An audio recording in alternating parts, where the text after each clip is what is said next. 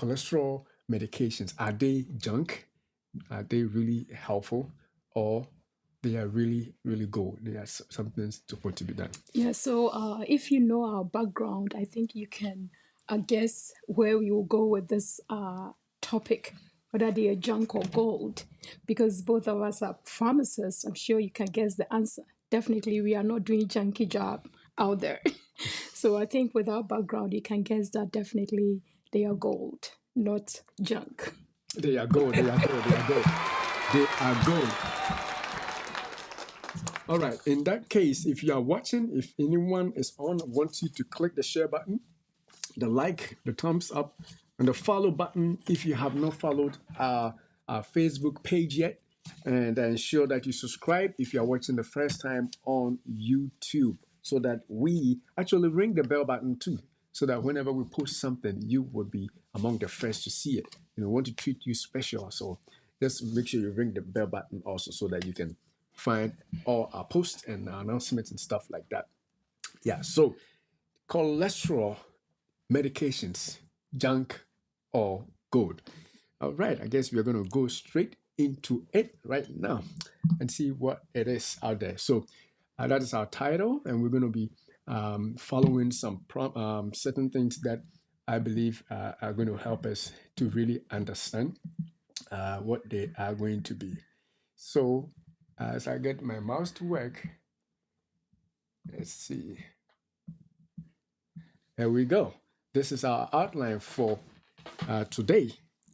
And the first one is we're going to talk about the benefits of cholesterol medications and their effectiveness. Right? And then we're going to talk about the myths about cholesterol, the misconceptions, what people say about cholesterol medications, and sometimes even about medications in general. We're going to break some of the myths right here, especially being that we are pharmacists. We probably have some of the answers that you are holding, to some of the questions that you have concerning misconceptions about medications, and in particular about cholesterol meds. And we'll continue with types of meds. We'll try and go through as briefly as possible so that we don't bore you with the details and the technical words. And we also continue with the risk and benefits of taking cholesterol meds. And then we will conclude with the lifestyle and medications, how lifestyle changes or lifestyle can affect medication use in terms of your heart health when you are dealing with cholesterol stuff. So that's another thing that we are going to deal with. And therefore, that will just prelude next week's show. So I think that is what we are going to follow for our outline. Again, if you are watching, just make sure you click the share button, the like or the thumbs up, and get other people on the live with us. All right, so we begin with the first benefits of cholesterol medications. What are some of the benefits of cholesterol medication? And you want to start off? Benefits of cholesterol medication. So there are a lot of benefits from taking cholesterol medications. There have been a lot of studies, extensive studies supporting this statement, that there have been clinical trials, studies done, a lot of them, to prove that there are a lot of benefits, and its effectiveness too is being proven that it's really work. So as we discussed, the low density lipoproteins, the bad cholesterol, and we talked about the good cholesterol. So we are going to discuss the benefits, which has been proven that it's really work. So what can you take in addition to lifestyle change and diet? What can you take if the levels are such that you cannot control with just diet and exercise? There are a lot of benefits that you can get from taking medication as a supplement. It's not that medication is going to be your first choice. As if you are conscious about your lifestyle, your health, the first thing that you have to consider is diet. I think we will never stop talking about it. So diet and lifestyle modification, exercise, and doing all the basics, controlling your stress level, and other things. If you've done it all to the point that it's not helping, then maybe you go to your doctor and your doctor says that the level is such that we have to do something about it. Then medication becomes something that you can consider. So definitely there has been studies supporting the fact that adding medication to whatever you're doing is very beneficial. All right, all right, all right. And some of the benefits that we can say on the live, some of the benefits we can mention some of them. Some of them include lowering your LD or your bad cholesterol, the low density lipoproteins that we have talked about. Again, if you don't remember, you can go back to the show. But at least for now, just take it that medications have, as Gibji said, have been proven to work. Studies upon studies have proven that. Now, some of the things that they have proven on behalf of medications is that they lower your bad cholesterol. Medications also increase your good cholesterol, which is the HDL cholesterol. And then medications also prolong life for people whose cholesterol are higher, who would have otherwise died or had a heart attack or stroke or peripheral artery disease or erectile dysfunction or leg pain, all of which we have talked about on this show because of high cholesterol. If medications are on board, you may be able to avoid all those things. So medications definitely are beneficial. Yeah, definitely beneficial.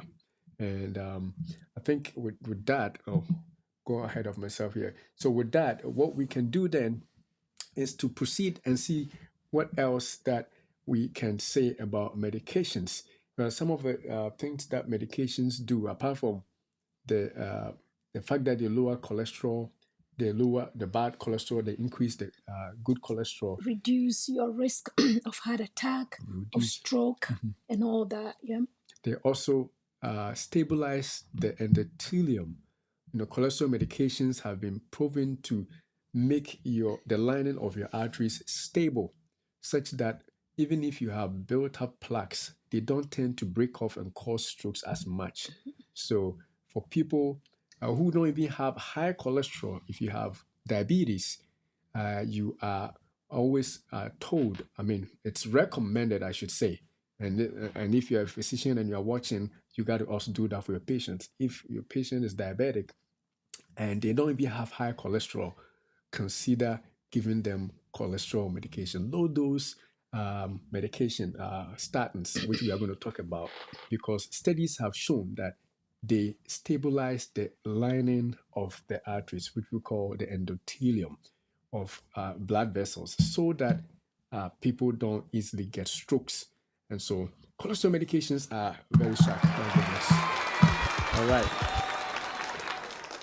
All right. So with that being said, I think we can move forward to the next thing. Our next item on the agenda today is that what are some of the myths of cholesterol meds? What do people say about cholesterol medications? Sometimes even applying to other medications. Let me start with that. Yeah. So some people say that it destroys your liver and your kidneys. My goodness. Instead of helping you to overcome your high cholesterol and overcoming stroke and heart attack, they're saying that it helps destroy your liver. Oh And my. your kidneys. All right. Let's talk about it. Is that true? What do you think? So, I think some people have this idea that when they hear somebody say something about their lifestyle, they tend to take it for it to be the truth. So before you conclude that this medication is not good for you, you have to take it, have the experience, and then conclude that it's not good for you. You cannot just hear somebody say something, then you take it and run with it. It should be something that you have personally experienced, and you have this experience, then you can say that, oh, this thing is not good for me. You cannot just sit down and say that, oh, I hear that, or somebody said that they took it and their liver functions went down, their kidneys were destroyed. But what about you? You don't know the whole history of that person. You don't know how the person took it. There are a lot of interactions. People take the medication and add some traditional medicine or herbal medicine in addition to the cholesterol medicine. And as pharmacists, we know that there is a lot of interaction that can affect your kidneys and the liver. So if somebody have that experience, it shouldn't be your own experience, or you shouldn't take it and say that, oh, because of that, I'm not going to be active in my own health, or I'm not going to move with what the doctor is suggesting. So it's a myth out there. So don't take it personally, or don't make it that that's your experience. That's what other people are saying. But it's been proven that that is not true. Sometimes when you take the medication, before the doctor will put you on that medication, they will do blood work to know your function, your liver function, and see how healthy your liver is. They just don't start medication. They do all the basics. You're supposed to do it baseline, actually. Yeah. Yeah, to know where you are before they start medication.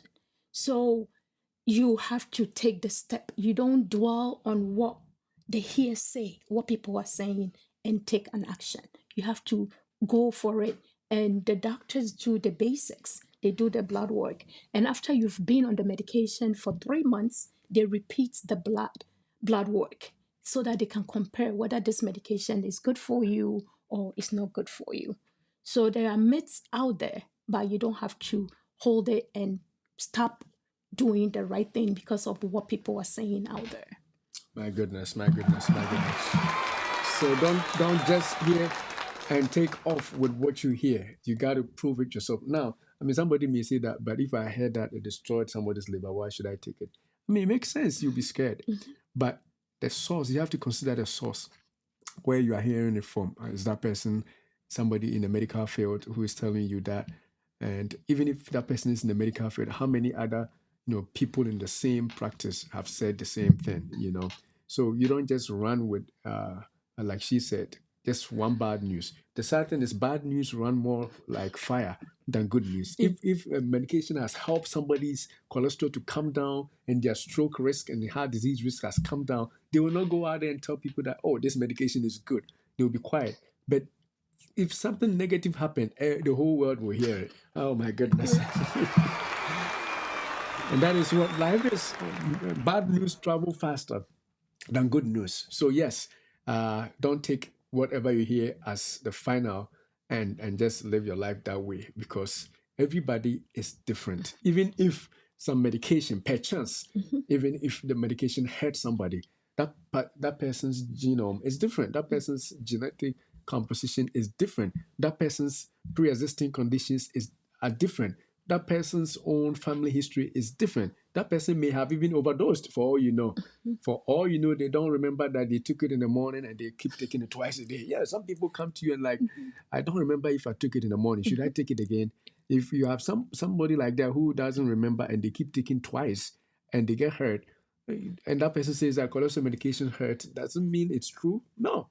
And so everybody is different. So even if it hurts somebody, I don't think, like you just said, you should just abandon your medications because somebody complained about them. And what's the other myth out there? There's a lot. Like you lose your memory. Oh my goodness. If you take the statins, you will lose your memory. That's what some people are also saying. If you take cholesterol medications, you potentially lose your memory. I mean, if you watch the beginning of the show, you potentially may understand why somebody would say that. Remember, those of you who have been watching from the beginning, in the beginning we said that the part of our brain, I mean, cholesterol forms about, was it 20% or something? I don't remember exactly, of our brain matter. Cholesterol, our brain matter is mostly, well, I shouldn't say mostly, but hugely composed of cholesterol. And so if you are using cholesterol medications and you are decreasing cholesterol levels so rapidly, and also I would say aggressively, if your risk factor is so great, like, your doctor sees your cholesterol level and they think that if they don't do something real serious, you may have a heart attack or stroke within the next 1 year, they may be more aggressive. And if they treat you that aggressively, it's possible that your brain connections may be affected somewhat, especially if you are older, because you're not making the cholesterol that the brain needs. And so potentially that might be true. But again, that doesn't mean it is for everybody. It may be for somebody who may be aggressively be treated, or who is older and their dose is too high. And so it has some effect on their memory, basically affecting their cholesterol synthesis in the mind and in the brain so that they can make those brain connections. Is that right? Yeah, that's right. All right. And also, you mentioned something like you have to consider the source. Sometimes people are just throwing information out there just to sell their product. Sometimes you'll be on Facebook or YouTube watching something, and somebody will come and talk about how bad the big pharma My is. goodness. My goodness. Keep going. How much money they making want money to make once- off people, and something that can be treated, and they will make you keep taking the medication because they want to make money off you. So why don't you throw all your medications away and come over and I'll sell you this thing, And this works and this safely. thing work. What's the study that supports whatever they are saying? What is the credential of that person telling you something otherwise? There is nothing supporting their claim. Nobody is supporting whatever they are saying, all because they just want to sell their product. So they have to destroy somebody or something or the notion out there in order for them to sell their medication. My goodness. Remember my favorite quote that I think I made up, that's for some people, the only way they do better is if somebody else is falling down. That's the kind of business some people are in. They can only sell their products if they tell you that the existing product is bad, even if it is not bad. And so watch out for those people who are selling you products and tell you that the cholesterol medications or the big pharma. I mean, you bring in big pharma is doing this, big pharma is doing that, big pharma, the pharmaceutical companies, they are cheating us.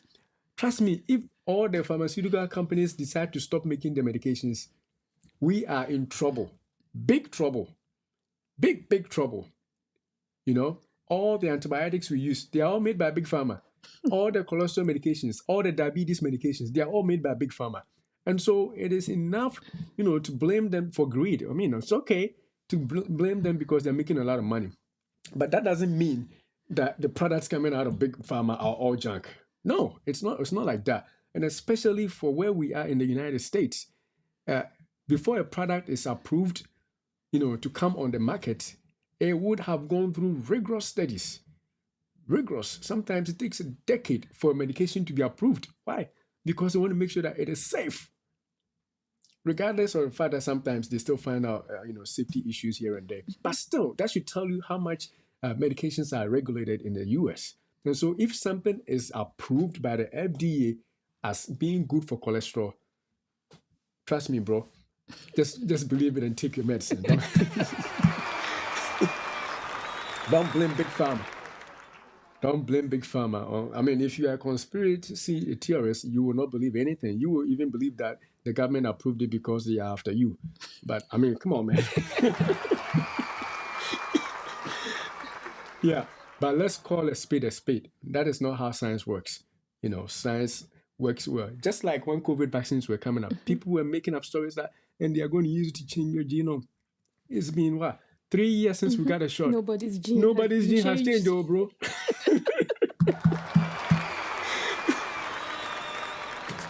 Nobody has become impotent. Nobody has become all the stories. Do you remember? I hope you do. Some people refused to get a shot. Why? Because big pharma is making money. Yes, big pharma will make money, but the product that is coming out, is it regulated? Are we searching and making sure that it is the right products that are coming out? It is. It is. Like I'm saying, you can't get 100% of everything. Of course, once a while, something may slip through that may have unintended consequences. But that is why, I mean, for regulatory purposes, it doesn't, it barely happens. I mean, I've been practicing for decades, and I haven't seen many medications put on the shelf. But there are thousands of medications on the shelf now. A few I can count. I can't even remember how many. I mean, I remember only one medication right now, Vioxx. I mean, And even that, it wasn't that it was so bad. It was just that long-term use was leading to cardiovascular events. And that also tells you the fact that when people start taking the medications, there are post-marketing, observations that are done. As people take it, we will still watch and see if anything bad happens, we'll pull the medications off the shelf. And so please don't blame Big Pharma and stop taking your medication. Some people have vowed they won't take traditional, they won't take conventional medicine. They'll only use herbals. They'll only use traditional medicine, and they are dying. People taking things that are not regulated. Nobody has checked the dose, and they believe those people more. Oh, come on, man. I don't know where you are. Because they have the marketing skills. Yeah, they will tell you can everything. promise all that, but there is nobody verifying what they are saying. Because they claim their grandmother showed it to them, and sometimes there are differences in our weight, our liver function, and if one cup worked for somebody, maybe it's going to take you, because of your weight, 2 cups. But who is going to tell you? Who's going to tell you? Or it may take only half a cup. And if you take the 1 cup, you will mess up your liver. You may kill your kidneys, because there is nobody regulating that. So it's very important. You have to know the source, where it's coming from. When they promise you all that, just check them out. Maybe they've been given money somewhere. Maybe somebody is paying them, to sell that product. So you have to be really careful before you conclude that you are not taking your medication, because there is myth out there that it does something which may not be true. That's not true. And I mean, for conventional medicine, we are in conventional medicine. I mean, we practice pharmacy. And so we know what goes on. I'm not being told stories to come and tell you. This is what we do. Again, we tell you medications are not just brought out and say, oh, this is for cholesterol and everybody should take it. No. They study the doses. How much dose is going to be harmful? How much dose is going to cause a good effect? How much it should stay on the shelf to, before we call it expired. Everything is monitored, everything. And so we don't just, make wild claims. So we're going to talk about some of the classes of the medications. And hopefully, if you prescribe some of them, you will stick to them. And this doesn't just apply to cholesterol meds, of course. Some people are taking blood pressure medications and they stop taking because when they take it, something else happens and they stop. Well, there are several others that you could use. Even in your cholesterol medications, if one is not helping out, another can be used. It's like a bunch of other ones that have been approved for the same use. All right, we don't want to take too much time, but let me tell you a story. I think I may have mentioned it to you. I posted a video on YouTube, and somebody commented, because I talked about the science of how red meat is not great for you, so you should potentially stop using red meat. That person's comment on the YouTube was that it is BS because I'm being employed. He said this is directly from Bill Gates. Come on, man. He said this is directly from Bill Gates. And I'm like, man, Bill Gates is my friend and I'm still paying my apartment, my mortgage. I still have, come on, man, I still have to work. If I know I've met that guy, I probably wouldn't have been doing all those things that I do to make money. Billionaire is my... Come on, man. Bill Gates, I don't know him. I don't even know his beliefs. I don't know where he went to school. He just rose with science. If his science is there, and science is science, it doesn't matter who shares the information. So please don't be like that. Take your medications if you are prescribed medications for cholesterol. You are being done good. Trust me. Nobody is after you. You are being done good. Yeah, I got to be clear because some people think that it's all about the money. All about the money. No, it's not all about the money. All right, let's move on. Right, there's more myths, right? If we have time, we'll come back to the myths. But I think that there's a lot of them that we can talk about. Yes. Oh, now we're going to the types of cholesterol medications. Types of cholesterol medications. And if you have a question, if I said something that rubbed you a little bit, bring a comment. A polite comment, and I'll share with the audience. A question or anything like that. Just bring it up. It's all fun here. You know what I'm saying? Let's have fun.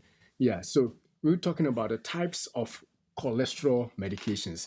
And as Gifty said, we're not going to be too detailed. We're just going to give you the classes and potentially maybe an example of each class. We may not mention what you take, but keep taking it. The fact that we don't mention it doesn't mean it's not good. Keep taking it. It's just that because of time constraints, we can't do every one of the medications. All right, so yeah, let's move on to some of the types of medications. Now, the first one that we're going to talk about is the statins, what we also call the HMG-CoA reductase inhibitors. And you just remember them as statins.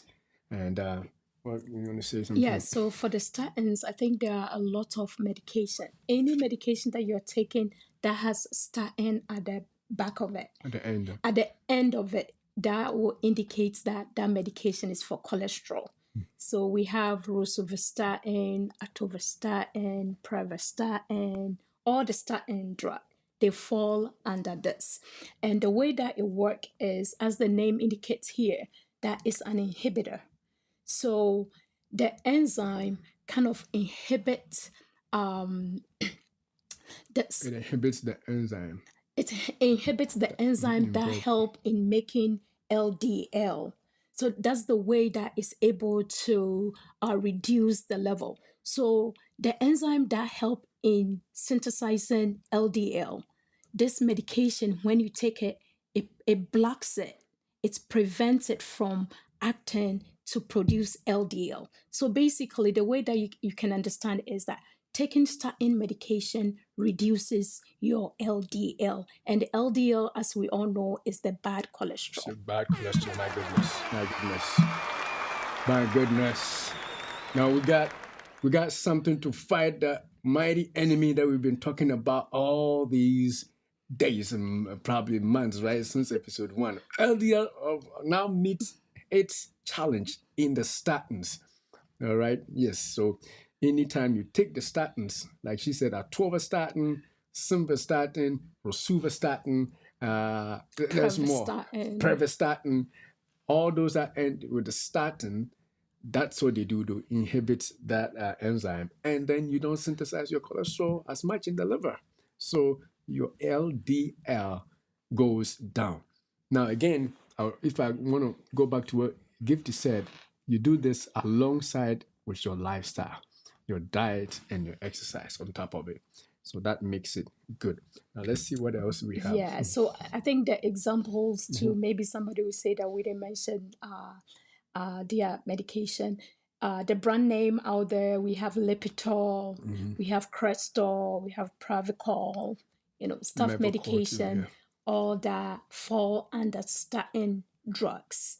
And the main thing that we have to remember, as I said earlier, it reduces your LDL, in addition to lifestyle modification and your diet. Yes. So I know somebody who loves red meat, and he came over to get his medication, and I told him that you have to still change your lifestyle. You have to exercise and watch your diet, what you eat. Then he told me that, what's the point of taking the medication then? Oh my goodness. Because the reason why, the way that he understands it is, the reason why he's taking the medication is so that he can eat his red meat, his fatty foods, the good stuff that he really wants to eat. He's taking the statin medication so that he gets to eat those foods. So studies have shown that if you are taking medication, it's not just taking the medication. It works better if your lifestyle, you are active, if your diet is right on point. You are not taking the medication because you get to eat the fatty foods. That is a wrong conception that we want to disprove or debunk today. You take the medication in addition to diet and exercise. Or diet and exercise, you take the medication to supplement it, not the other way around. My goodness, you're making it sound hard. The medication is a supplement. Diet and exercise is the real drug. The real thing. My goodness. Yep. My goodness. That's going to be hard for some people. Yes, but that's the truth. Diet and exercise is the real deal. The medications are the supplements. That's a good way to look at it. Yeah. Yes. That's why in the season, we are only talking about medication one time, even though we are, medication area. That's our expertise. We still just want to make sure that we just mention that once, because we don't want you to also overly depend on medications and just relax thinking that, You If I get to got eat. if I got my atorvastatin or my Lipitor, I'm done. I can eat all that I want. No, that's not right. All right. All right. Yeah, if we remember when we invited our guest, the functional Nutrition nutritionist specialist, yeah. specialist, she mentioned that if you do the right things, you pick the right foods, and you exercise, and you do all that, and you are still taking the medication, you go to your doctors, and the level is so low or is well controlled. Nobody will tell the doctor to tell you to stop taking your medication because the level is such that you are right there or you are going too low. So the doctor can adjust the dose. And the more you do it, the more you exercise, the more you watch your diet, it's likely that it will get to the point that the doctor may take you off the medication. So the medication is supplementing your lifestyle and your diet, not the other way around. My goodness, my goodness. You are giving people hope. You are giving people hope, honey, that they may eventually stop the medication, right? That's hope right there. And I think it's a good hope. For some people, they can never be told, they will never be told to stop because it's quite, too risky because you never know what's going to come at the end.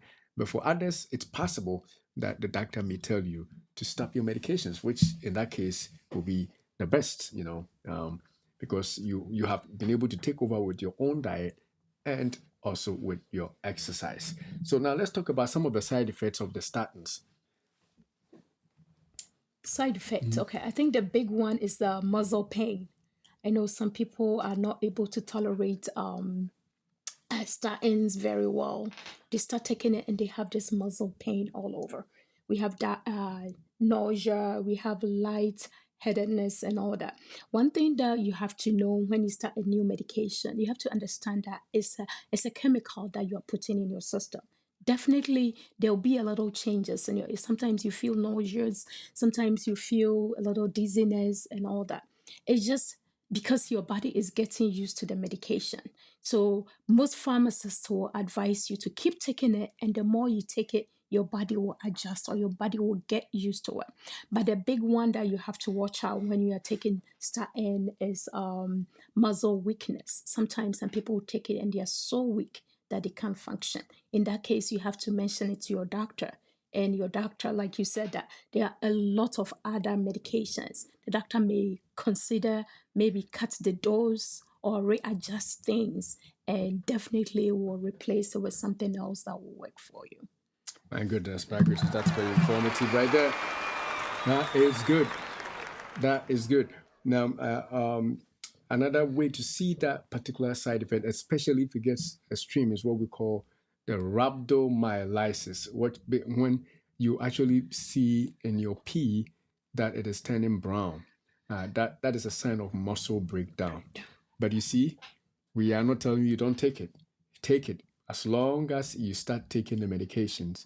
And this particular side effect is rare. I mean, if you count, many people take it and they don't see this. But it's just that we have to say it so that somebody else don't come and make you so scared that you won't take your medications. All right. So yeah, if that happens, you start a statin or cholesterol medication, and apart from the muscle weakness, you pee and it's brown, dark brown. That means something is not right. Just stop it and call your doctor or pharmacist immediately. Yeah, with the studies, it shows 5% of the population So will you have see, that side effect. so So we have 5% 95% of would not. people that will not experience that. So In my whole practice, I haven't even seen anybody that had that. Of course, people have complained with muscle weakness and stuff like that.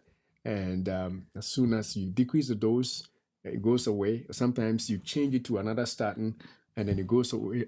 And other times you just stop it and start a different class of cholesterol medication, and that person is all right. So that is that one for the statins. Let's see if we can move on to the next group. The next group is the bile acid sequestrants. Bile acid sequestrants. And again, don't turn off because it's becoming too science for you. No.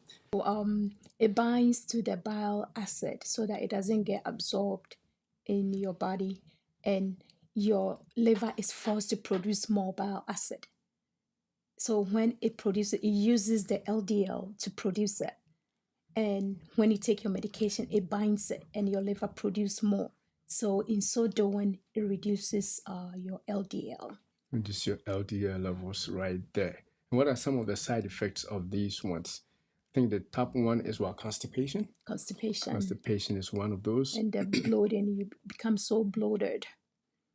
They are rarely used now though, because let's see, I mean, I don't see those a lot, just to be precise. But the examples of the bile acid sequestrant is the cholestyramine, cholestyramine powders. If you take medication called cholestyramine or Questran, I think that's another name for it. Then that is what it is for. It could be used for other things, but in this regard, that's what we are calling it to be. Yeah, so it's more like people that cannot swallow the tablet. It's the powder form. So you mix it with 8 ounces of water, you drink it, and that can help reduce your LDL. All right, I think that's good enough to go on, right? So the next one, let's see if I got my slide on there. Oh, told my wife. The next one is the fibrates. The fibrates, and they are also kind of like cholesterol-lowering medications, but they are, basically targeting the triglycerides. Triglycerides. That is, remember we talked about triglycerides, so it's basically fatty stuff in your blood that in excess also increases your heart and stroke disease risk. And so the fibrates or the fibrates, depending on how you want to say it, the way they work is they activate the receptor, an enzyme, The enzyme, so that it will begin to, decrease your triglyceride levels. I don't know if I'm saying that right. Yeah. So they work by activating an enzyme that breaks down the triglycerides. Yes. Yeah. So there is an enzyme in your body that will break down the triglycerides. So the fibrates will activate that enzyme. So the moment that you take your medication, the process begins. So your high triglycerides is lowered because you are taking fibrates. The enzyme will break it down so that it doesn't build up in your system. So the enzyme, that's a picture on the on your right, or was it on the left? That shows a sample of an enzyme that is being activated after a person takes the fibrates. And some of the fibrates, the examples of some of the fibrates are the fenofibrates, which is the most common one that we see out there. So if you're taking medication called fenofibrate, whether it's 48 milligrams, 145 milligrams, or whatever, 48 milligrams, 45 milligrams, whatever strength you're taking, that's for your triglycerides, for your, I would call it still for your cholesterol, but definitely that is what it is for. Yeah, side effects. Yes, go ahead. Just want to include digestive discomfort. Yeah, you may have bloated, constipation. So when you're on this medication, you have to try and take a lot of fluids so that it prevents the constipation. You have to stay active in order for you to ease yourself from being constipated from taking this medication. All right, all right. And then the next one, we can go to the next one, right? Yeah. The next medication group or cholesterol lowering group of medications is what we call the niacins. Niacins are rarely used now because of their bad side effects. And so you probably will not see. I remember when I started practicing, we used to see niacin a lot. Even doctors were directing patients to grab them off the shelf over the counter. But the side effects are bad, especially liver toxicity, liver damage, I should say. Liver damage. Yeah, made it made it so not useful anymore. So most people don't use it, but in case you use it for cholesterol, we had to mention it just so you know. And some of the side effects you have. Yeah, so the niacin is a vitamin B. It's a B vitamin. B3 to be specific, right? So high dose of B3 forms the niacin. And one of the side effects too, it causes that redness when you take it. Yeah. The flushing, Yeah, right? the flushing of the skin. and your skin become very warm when you take it. That's a huge side effect that deter people from taking this particular one. Of late, I haven't seen it out there that many times. Yeah. Yes. Most people have been stopped from taking it because of, again, the liver problems that would come with it. So that is nice seeing for you. If you are taking it by yourself from over the counter, you got to watch out because you can harm your liver if nothing else. Yeah, Also, I remember at school, I remember they said that before you take the niacin, you have to take aspirin. aspirin, yeah, That for the will blushing. reduce the flushing of your skin. Yeah. All right, and what else do we have here? We have the PCSK9 inhibitors. The PCSK9, we are getting more pharmacy now, right? PCSK, basically a new class of medications for cholesterol, which in fact, I think they are the newest. The newest, Yeah, they are the newest. I know there has been a newer statin that has been approved, atorvastatin, which is a newer statin, but this is a new class of medications for cholesterol, and these are very, very effective for cholesterol. But on the other hand, it is also very, very expensive for cholesterol. My goodness. Oh, yeah.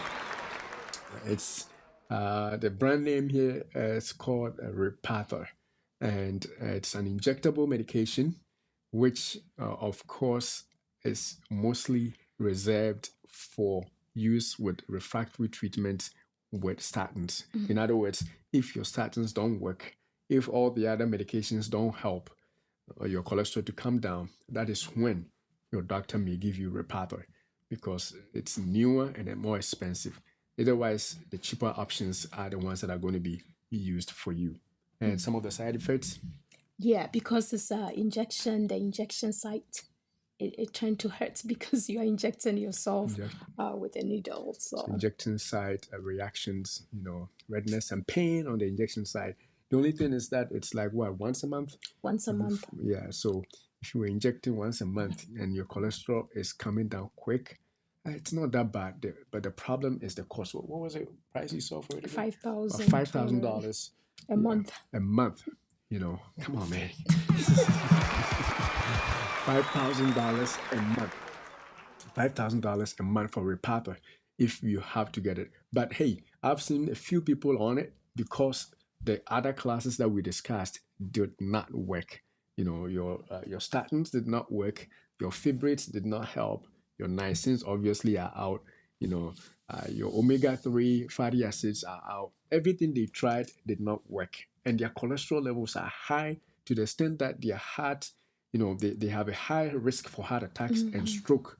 So in that case, $5,000 is nothing per month. If that is going to help save you from getting a stroke. If you've seen somebody with a full-blown stroke that cannot walk, that cannot bathe themselves, then I'm pretty sure if you can afford $5,000 to prevent that, you will do it. My goodness, I will do it. You will do it. But sometimes too, your insurance may pay for it. Yes. Yeah, your insurance may pay for it. The $5,000 is cash without it's insurance. Cash price. Yeah. Yes, without insurance. And sometimes too, some new medications, we have the farmer. They give out coupons that you can also use. So from what we are saying, you have a lot of options. So don't sit down and just say that I'm not going to follow through. If it's not working, some people, the doctor may recommend the faith one that we are talking about. If nothing works, because some people can't tolerate the side effects. It's so bad that they cannot handle it. Sometimes the muscle weakness is such that they can't even walk when they take it, So don't stay home or don't act on it. Do something about it. Maybe one of these class will be very helpful and definitely bring down your LDL, the bad cholesterol, and your triglycerides. Oh my goodness. We are on top of cholesterol. We want to boot cholesterol down and make sure that we are over it. No stroke, no heart attack. If you watch this show and you get a stroke in the future, then there's something wrong with you. My goodness. I'm just saying, what I'm saying, I'm just saying we're providing enough information. Stuff do happen, but we want you to stick to, what your doctor tells you. That's basically where we're going with, whatever you're told to do, just follow through and see yourself safe.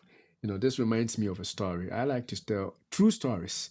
During the COVID season, there was a guy in my practice, patient that we see, that this patient had serious respiratory problems. When he's walking down the aisle, you could tell that he's suffering with even being able to breathe, with his belly and everything, struggling to breathe. And so as soon as the COVID vaccines came out, he was the first person that I advised to get it because I knew that if he got it, it was going to be a problem. And the first time I offered to give this shot to this man declined it and told me all those stories that people are saying about COVID. And even as I say it, I feel like tearing up. But few weeks after that, he caught COVID and died. Mm. You know, if he had taken it, he probably would still have died. I don't know. But what if he would have been saved? And I'm pretty sure he would have been saved. So we are just giving you the information. We don't know how else to let you follow through with with your doctor's recommendations, your pharmacist's recommendations. But that's the most important thing here. The cost is secondary. And again, if something is expensive, there's always an alternative. If you can afford this, there's another one. So if your doctor prescribes something, you don't even have insurance. Research, there are coupons, like she is saying. And apart from that, last time I gave you coupons for some ED medications, right? My goodness. So, yeah, there are coupons everywhere that you could use to help out. And the government helps also sometimes, even when you don't have insurance. So don't just stay home and let bad stuff happen to you when you can obviously avoid them. All right. Anything else on that? So this is summary of the cholesterol medications. I'm pretty sure we missed some, but again, we didn't want it to be too scientific. Talking about PCSK9 inhibitor and stuff. Just remember, it is called Repatha. All right, all right, all right. So let's see if our next thing on the slide that we want to do. So our next thing is that we are going to talk about the risks versus the benefits of cholesterol meds. I think we may have actually touched on it a little bit, but we want to still talk about the risk versus the benefits. Some people may say that, oh well, what if I don't take it? What are my risks? Or should I take it? What are some of the things that I'm going to get as risk from the medications are concerned? So we're just going to quickly go through the risks versus the benefits of cholesterol medications, and then we'll call it a day. All right, you want to start? Yeah, so with the risk, I think with our discussion, we know that if um, your cholesterol level is high, what are the risks? Mm-hmm. So if you think of it that way, maybe you will consider you consider your lifestyle, your diet, and adding medication if that alone is not controlling the level. So as we are stressing here, medication is not our first choice. Our first choice is lifestyle modification. You modify your lifestyle. If you are not active, we are encouraging you to be active. If your diet is all over, you have to plan to have a good diet. Then when you've done it all and you go to the doctors and they check your level and the level is high, what are your risks, right? So it's likely that you have heart attack because like we talked about the arteriosclerosis, the blocking of your artery, and there is no blood flow is going to lead to heart attack. It can also lead to what? Stroke. Mm-hmm. So those are the risks out there. It can lead to peripheral artery disease. It can affect your eye. It can affect a lot of your organs, if you keep pounding in the cholesterol and you are not able to control it. So definitely there are a lot of risks out there. So the risks are out there, and taking medication, you have the side effect. You have the muscle weakness, you have a little nausea, you have dizziness, You have other things because yeah, the inconvenience of taking a pill, those are the other things that you have to. So if you compare the two, the risk of keeping your levels high, Versus, versus lowering the LDL, the bad cholesterol, and the triglycerides. If you compare the two, you know that taking your medication in addition to lifestyle modification and diet is definitely the way to go. my goodness, my goodness, my goodness. That is true. The risk far outweigh the no, the benefit far It's way. outweighs the risk. Yes. The benefits of taking cholesterol medications are higher in comparison with the side effects that you will get from taking medications, and definitely make sure that if you are prescribed it, then take it. If you are not prescribed it, before your cholesterol goes high, you can actually prevent it from happening by doing all those good stuff about lifestyle modifications. Your exercise, you're not drinking, you're not smoking, you're eating right diet. Those will help. Sometimes even prevent you from getting the high cholesterol in the first place. But sometimes we can't help it because of the nature of our genes. We will still get it regardless of how much exercise you do. And in that case, when you do get a high cholesterol, take your medications. Don't say that I'm over it. I can take pills. I can swallow pills. Some people say I can swallow pills, and I'm looking at them.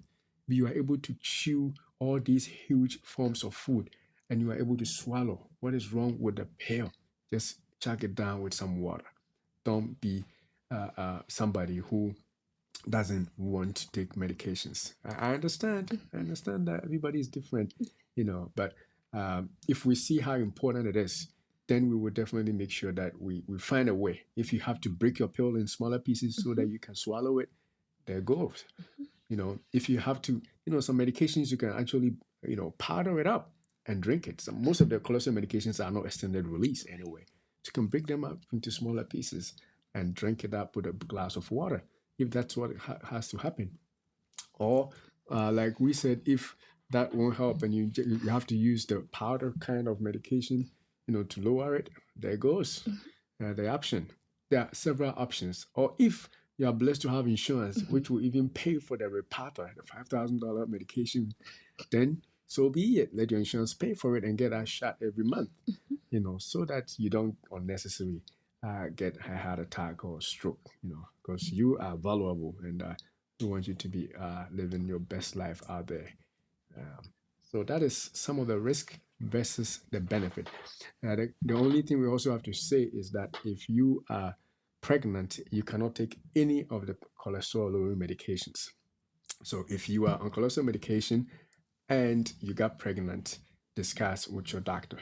There may be one that I don't know, because I don't know everything, that can be taken during pregnancy, but for the most part, most of the cholesterol medications cannot be taken when you are pregnant. Again, because of what we discussed about cholesterol being used, to make your cell membranes and stuff. If you decrease it so much, and your baby may also be affected. They need their brain development, they need their cells to break and divide and increase and all that. So when you are pregnant, your cholesterol medications are usually paused so that the baby can grow well. Yeah, I think that is what I have for. Do you have anything for the risk as well? All right. So then, I'm going back now. I think we are done with this now. So the next one, we didn't talk about the risk of stroke if you don't take your medications, if you don't take blood pressure medications, if you don't take your cholesterol medications, as we are talking about, you have an increased risk for stroke. So it's not just heart attack, you have an increased risk for stroke. And if you remember what we discussed, your carotid arteries are going to be completely blocked with high cholesterol, LDL, plaques. And so all that has to happen is something breaking off and lodging in your brain, or a clot forming and lodging in your brain. That is stroke for you. That's why younger people are getting stroke. Some people have been given medications and they don't want to take it. Some people refuse to even see the doctor every year. They're like, I'm feeling good, I'm all right. Everything, I don't get sick, and we just brag about it. you don't get sick, but you are sick on the inside. Nobody's checked you. Nobody, no blood, no blood work has been done. Your blood has not been drawn for a whole year. We don't know how your cholesterol is doing. Some people haven't seen the doctors for years and they feel young. The next time they see the doctor is, God forbid, when they have a stroke attack, and God forbid that happens to you. If you're watching us, we'll tell you, get your annual checkup, and when you go, tell them you need to see your cholesterol numbers. You need to see your blood sugar numbers. You need to see your blood pressure numbers. And all these three numbers will help you protect your cardiovascular health, which is your heart and your brain, as well as your arteries. All right, so that is and I think we also mentioned that for cholesterol, you don't feel anything. You don't feel anything. And it's also produced in the liver. And some people genes are such that they tend to produce more cholesterol. It's not because they are eating bad or because of their weight or they are not active. It's just the genes makeup. And because of that, they tend to produce more. So like I think our earlier discussion, we said that you cannot look at a person and judge that because the person is skinny, the cholesterol level is on point. You can be skinny and your levels may be high. And you wouldn't know, you wouldn't feel anything till you do your blood work. So it's very important that we follow through with our annuals. I think we keep saying this over and over and over That's again. true, everything. Yeah, and some of the risk factors too can be your age. It's not that you are not doing things right. It's just because you are aging. And because you are aging, you tend to like store these fats in your arteries. And so you have to take an action. My goodness. My goodness. And I was saying last time that if you are over 30 years old, you're over 40, Over 40. 50, 60, 70, 70. chances are that you have already accumulated some plaques. Because trust me, before you turn 30 or 40, God knows what you were eating, all the pizzas, all the junk food that we ate, so you may have already started accumulating some stuff. And that is why you should change your lifestyle right away to slow things down from happening.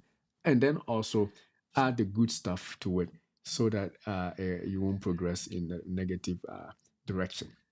And so definitely watch out and ensure that you don't get the bad part of cholesterol. No stroke, no heart attack. You won't be around and healthier. All right. So let's see if there's anything else that we're going to do. Oh, yeah. So the next and the last one is lifestyle and meds. We have actually talked about this throughout. Incidentally, it has become a theme throughout the presentation today. So, how does lifestyle work with meds? I think you've said a lot about that already. But basically, I will also share mine. And if you have anything else to add, we can add. So, your lifestyle includes exercise, being physically active, and then also eating the right foods. And then also, the third one is reducing stress. So, these three major things. And I don't believe you smoke, but if you do, that will be the fourth one. Smoking and alcohol. Smoking and alcohol will be the fourth one. So if you are drinking alcohol, if you can cut it. If you are smoking, you can quit. If you are not exercising or physically active, you become physically active. And then you start eating the right foods, the greens, the grains, the fishes, and all those good stuff. And then you add regular exercise to it. Then you will be getting the best out of your medications. There will be medications will work best. Sometimes the doctors will cut the dose back.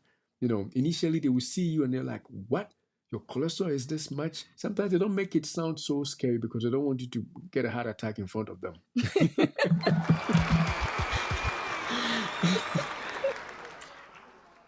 Yeah, I was watching a show, and the doctor said that they it was actually a YouTube video. They did an MRI of somebody's abdomen to see how much fat is deposited in the abdomen. But before they did the MRI, the doctor showed them pictures of other people's MRI and how bad the fat could be there. So how bad this person thought that they were very healthy. And so when their turn came and the doctor showed them the MRI, they already knew what it was, and the person fainted right in front of them. My goodness. This is not a story. The person fainted after seeing his own MRI of his abdominal fat. Because he was skinny, he thought he was doing everything fine, and yet fat was, deposited there because of all the stress and all the processed food this person was eating. Though he was exercising, processed food around the clock. So your doctor may not scare you that much when they tell you that your cholesterol is high. They may say it's a little bit on the higher side. When they say a little bit, take it as big. Because the next thing is going to go high if you don't do something bad about it. So when they say it's a little bit, take it as high. When they say you are approaching, take it as you're already there, so that so that you can start working to make it down. But if you say that, oh, I'm close, okay, I still have room, before you know, the next time you go, it will be up there. And so let's take lifestyle very seriously. Very serious. Medications can only do so much. But the thing that make a lasting impact is the lifestyle. Your exercise, consistent exercises, no matter how old and how busy you are. People are so busy. I understand I'm busy too. But we still got to make time. If we feel important to ourselves, nothing is too important than our own existence. If you have to go and take care of other people and you neglect your own, you're not taking care of yourself. So let's make sure that we take care of ourselves and not be too busy.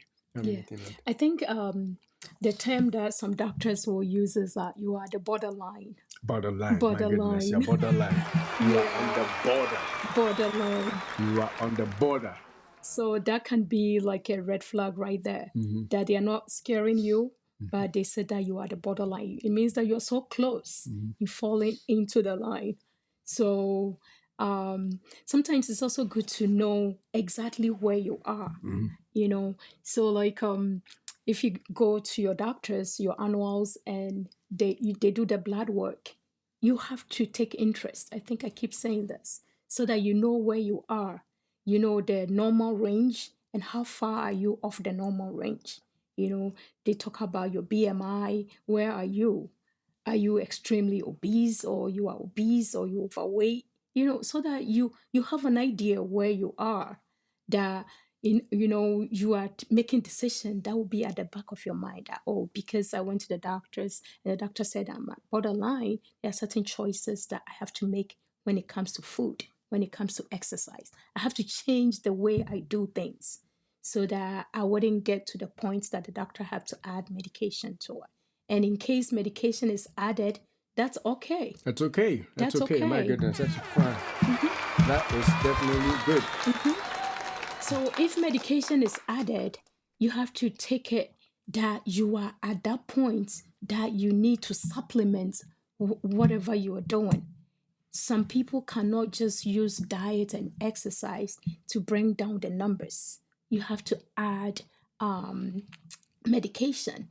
And if you take the medication, maybe the first time you go to the pharmacy, I get so worried because some people will come in, and the moment that they hear that the medication is not covered, that's it. That's it. And they walk out. I'm like, my goodness. They walk out, forgetting why the doctor suggested or decide to add the medication in the first place. I'm sure the doctor knew that you need something in addition to what you did. That's why they suggested or they gave you a prescription. So it means that you have to do something about it. If it doesn't pay, or sometimes there are terms that when you go to the pharmacy, people easily get confused that, oh, insurance doesn't pay for it, but we need something called prior authorization, right? The doctor have to override or fill a form, send it to the insurance company for them to override or approve so that they pay for it. Some people just give up. The moment that they hear that, they're like, forget it, I'm not paying that much. And they walk away. Please, if you are such a person and you are watching us today, we're encouraging you to take it to another step. If it doesn't work or the insurance doesn't pay for it, all that you have to do is to call the doctor's office. you have to remember that they build your insurance.